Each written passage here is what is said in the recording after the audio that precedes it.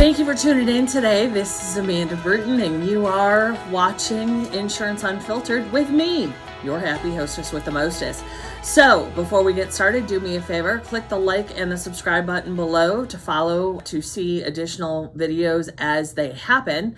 Today we're going to talk about our professional organizations. We are professionals.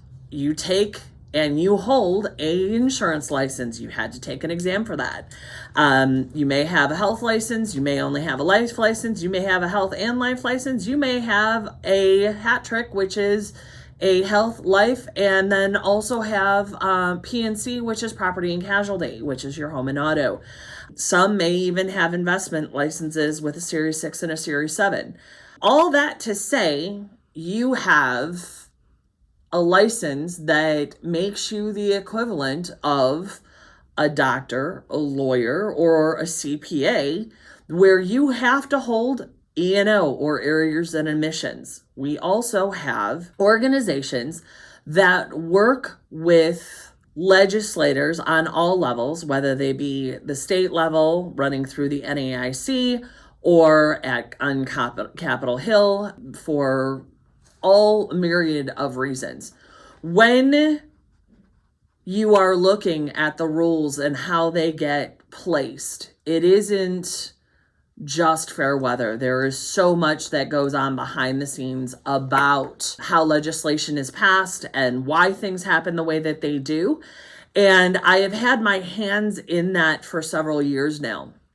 We mainly have three major professional organizations that are a part of the health and life world, if you will. The first is NABIP, otherwise known as NAHU. It used to be National Association of Health Underwriters. They recently had a name change, and they now go by NABIP, which is National Association of Benefit and Insurance Professionals.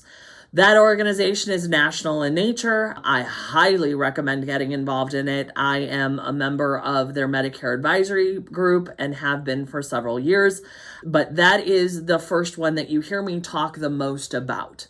The next one that is called NAIFA, N-A-I-F-A, which is the National Association of Insurance and Financial Advisors. That one primarily speaks to financial advisors, those that hold a Series 6, a Series 7.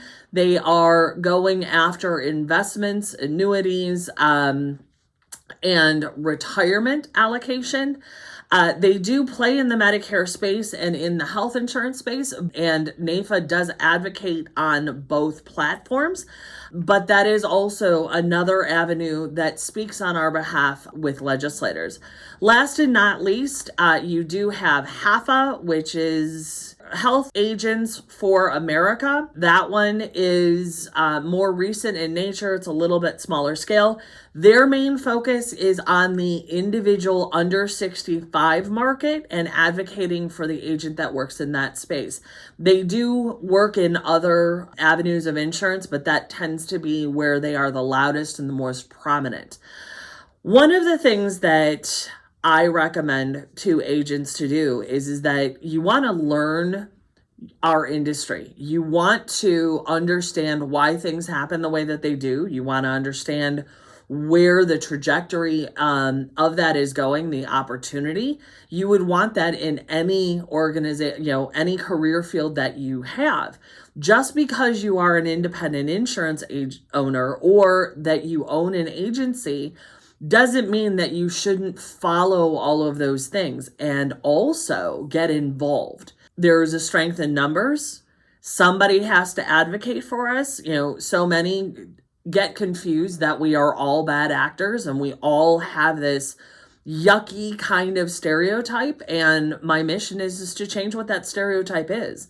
And the only way that that happens is to show the good that we do out in the community and to shine a light on that. So one of the ways that you can do that is by working with our professional organizations, whether it be NABIP, NAIFA, or HAFA, so that you can share your voice and share your experiences about the good things and the bad things that are happening while you do your everyday work, right?